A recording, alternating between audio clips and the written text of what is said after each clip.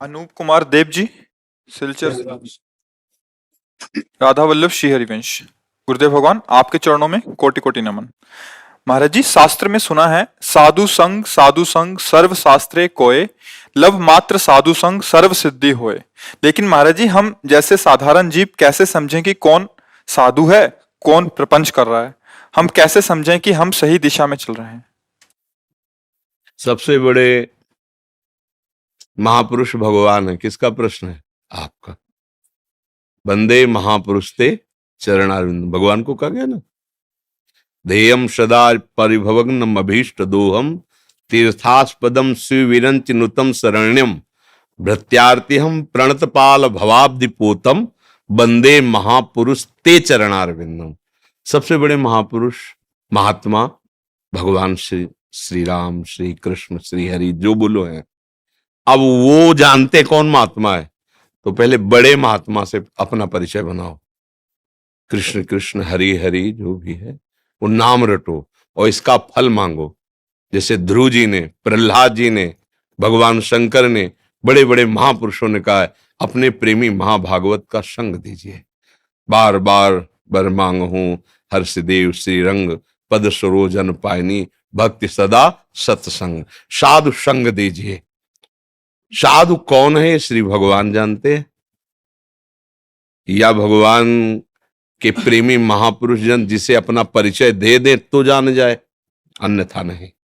किसी बाहरी लक्षणों से आंतरिक स्थिति का परिचय प्राप्त नहीं किया जा सकता। ये प्राकृतिक नहीं होती, ये आनंदमयी चिदानंदमयी स्थिति होती है, जो प्राकृतिक नेत्रों से और प्राकृतिक बुद्धि से अनुमान नहीं किया जा सकता। फिर भी जैसे एक दीपक घर में जल जाए तो झरोखों से पता चलने लगता है कि अंधकार नष्ट हो गया, दीपक प्रकाशित हो गया है। ऐसे ही कुछ ऐसे लक्षण होते हैं जिनसे पता चल जाता है कि भगवान का प्रकाश इनके हृदय में हो गया है। क्या? उनकी वाणी शास्त्र सम्मत होगी। पहला, उनके आचरण उनकी वाणी से मिलते होंगे। वाणी में कुछ और है, आचरण में कुछ और है, मन में कुछ और है, यह साधु का लक्षण होता है। साधु का लक्षण होता है जो वाणी में वही मन में वही आचरण में। तीसरा, जिनके दर्शन मात्र से ऐसा लगने लगे कि ये मेरे हैं, मैं पहली बार देखा हूं लेकिन लग रहा है मैं बहुत परिचित हूं। क्योंकि जो बहुत परिचित प्रभु है उनके हृदय में प्रकाश, एक अलौकिक आकर्षण, एक अपनापन, एक सहज अपनापन। चौथी बात, उनके समीप बैठने से जलन पैदा हो जाए अपने दोषों की, कि मैं कितना निकृष्ट हूं, मैं ऐसा गंदा आचरण करता हूं, मैं ऐसा नीच आचरण, मैं इसको त्याग दूंगा। जिनके समीप जाने से गंदे आचरण, गंदी वृत्तियों के त्यागने का उत्साह हो जाए और गंदी वृत्तियां अब सहनशील ना हो, असहनीय हो जाए कि अब मेरे अंदर से दोष हटना चाहिए। जिनके संग से नाम का परिचय मिले, नाम जपने की प्रियता मिले, आचरण पवित्र रहने की प्रियता मिले, हृदय में ऐसा बल प्राप्त हो। बाहरी कुछ लक्षणों ऐसे हैं जिनसे साधु संघ का परिचय जाना जा सकता है, नहीं तो महत् संगस्तु सुदुर्लभ हो। बड़ा दुर्लभ है महापुरुषों का संग प्राप्त होना। अगम्यो अर्थात दुर्गमो, उनका निर्वाह करना बड़ा कठिन है। निर्वाह कर ले गए तो अमोघस्य, निश्चित भगवत प्राप्ति हो जाएगी। साधु संग का मतलब है तुम्हारा अभिमान नष्ट हो जाए, तुम्हारे हृदय में भगवत चरणारविंद के प्रति प्रियता हो, तुम्हारे हृदय में भगवान नाम जपने। तो कौन सा कार्य ऐसा जो तुम्हारा नहीं बनेगा भगवान नाम जपने से? दैन्य हो जाओगे तो स्वामी तुम्हारी रक्षा करेगा, नाम जप करोगे तो जो चाहो खरीद सकते हो। भगवान को भी, अजित को जीत लिया जिन्होंने नाम जप किया। ये बात तो समझनी नहीं।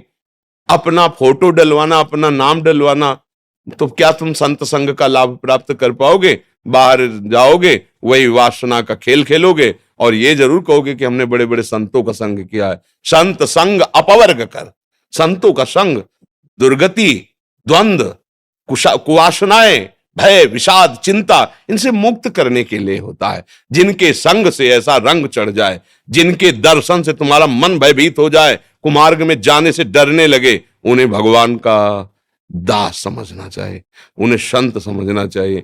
बकाया संत तो भगवान श्री मुख से कहते हैं कि जाने संत अनंत समाना। कैसे उस अनंत की महिमा जो शास्त्रों में गाई गई उसको अपने हृदय में बंदी बना लिया प्रेम से, तो उन संतों की महिमा का कैसे वर्णन किया जा सकता है।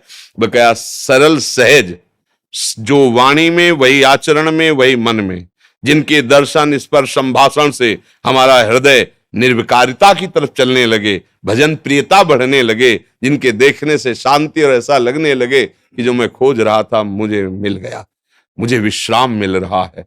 बस यही संतों की बाहरी पहचान। आंतरिक तो ठाकुर जी कृपा करके समझावे तो समझ आवे, नहीं बाहरी प्राकृतिक बुद्धि से अनुमान नहीं लगाया जा सकता कि 21 कोटि के कैसे महापुरुष हैं। वो तो उस स्थिति का महापुरुष हो और या वो स्वयं अपना दर्शन करावे उस भाव का, तो वो अधिकारी हो तब उसका अनुभव हो। तो ये है, ऐसे बाहरी लक्षणों से नहीं जाना जा सकता।